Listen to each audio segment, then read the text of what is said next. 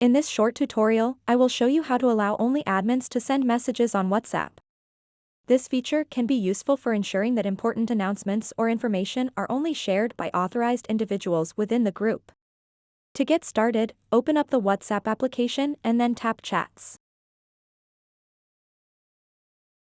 After that, tap and select the group for which you want to allow only admins to send messages.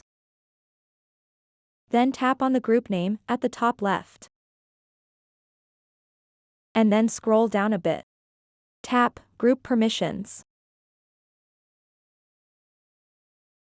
Now you'll see a section called Members Can, and in that section, you'll see an option called Send Messages, which is enabled. To allow only admins to send messages on WhatsApp, simply toggle off this switch. So that wraps up this tutorial. If you have any questions about this whole process, please let me know in the comments section below. And if this video helped you out, please give it a big thumbs up and subscribe to this channel for more tutorial videos like this one. Thank you so much for watching and have a good day.